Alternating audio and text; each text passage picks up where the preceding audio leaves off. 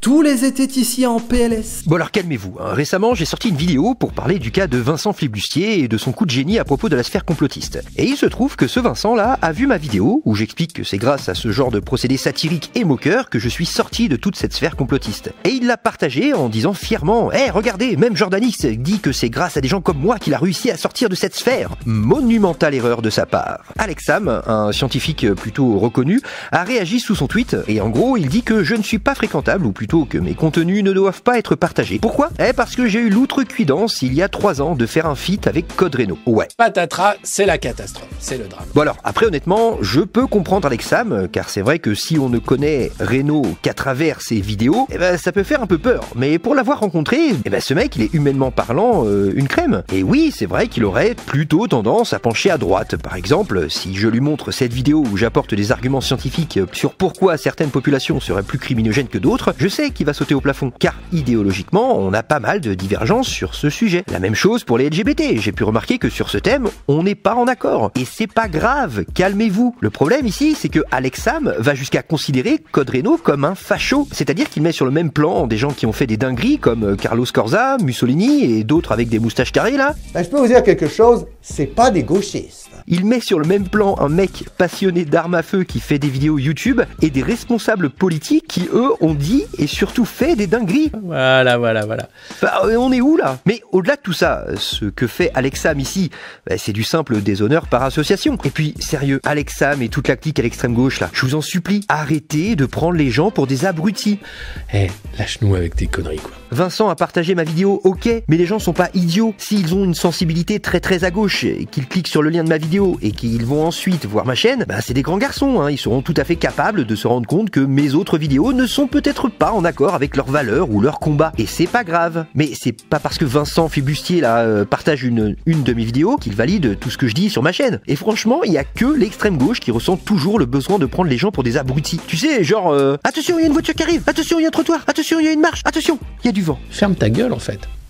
Ferme ta gueule. Mais laisse les gens tranquilles, ils sont pas aveugles. Genre, putain, ces mecs-là, ils sont au-dessus du haut, tu sais. Nous, on est aveugles et eux, ils voient, tu vois. Eux, ils savent que les gens sont des abrutis. Donc, ils sont là, ils font la police. Parce que, ouais, ma gueule, t'es un abruti. Oui, toi, là, qui écoutes cette vidéo, t'es un abruti. Et les mecs comme Alex Sam, ils te préviennent que t'es un abruti. Afin que les gens comme toi ne passent pas d'abruti à facho. Voilà. Merci l'extrême gauche. Beau projet de Mongol, les gars. Beau projet. Non, mais tout ça doit arrêter, là. Alors oui, il n'a pas dit directement que Code Reno est facho, mais il partage un article qui le dit explicitement. Bref, je suis déçu d'Alex Sam. Bon, on est d'accord, hein, il me connaît pas, donc il s'en fout complètement. Mais je suis déçu parce qu'il a fait un travail monstrueux sur Raoult à l'époque du Covid. Mais quand les idéologies s'en mêlent, il y a plus aucune cohérence, quoi. Je comprends pas. Et à un moment, il reproche à Reno d'avoir dit ceci dans une de mes vidéos. On va regarder l'extrait en question. Réussir à faire croire que des multinationales fassent rentrer de la main-d'œuvre pas chère en Occident à vos frais, malgré tous les morts dus à cette migration. Réussir à croire que ça c'est organisé uniquement pour des raisons humanitaires. Faut soit jamais y avoir réfléchi et donc rester dans une bulle hors débat. Ok, donc pour Alexander Samuel, il n'y a aucune entité qui organise la migration. Ça n'existe pas. L'immigration, personne ne s'en occupe. Personne n'organise quoi que ce soit.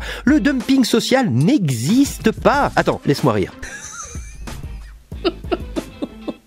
Et attention, je suis pas en train de dire que c'est bien ou mal qu'il y ait des entités qui organisent l'immigration. C'est juste un fait. L'immigration est organisée. Il y a des lois qui prévoient d'accueillir X personnes dans une période donnée. C'est de l'organisation. Enfin, des lois, je sais pas si on peut appeler ça des lois, mais tu m'as compris. Et oui, l'immigration profite notamment aux entreprises désireuses de réduire leurs dépenses. Et ce qui coûte le plus cher dans une entreprise, c'est la masse salariale. Forcément, s'ils peuvent payer des gens moins chers, ils vont le faire. Pour eux, l'immigration n'est pas un problème. C'est une solution. Et pour une entreprise, je le répète, c'est normal. On peut presque pas leur en vouloir. Alors oui, calme-toi, le grand remplacement qui consiste à dire que les gens qui viennent ici en France ont comme seul et unique but de remplacer la population occidentale par une population africaine. Mais n'importe quoi. Bah oui, c'est un fantasme. Juste les gens ils viennent parce qu'ils veulent avoir une vie meilleure, c'est tout. Ils sont pas là en mode on va les remplacer. Bah non, calme-toi. C'est ce que moi j'appelle des mouvements démographiques, ce qui engendre forcément des changements dans la culture du pays d'accueil. Et c'est normal. hein. Encore une fois, je n'émets aucun jugement de valeur, c'est juste factuel, c'est comme ça.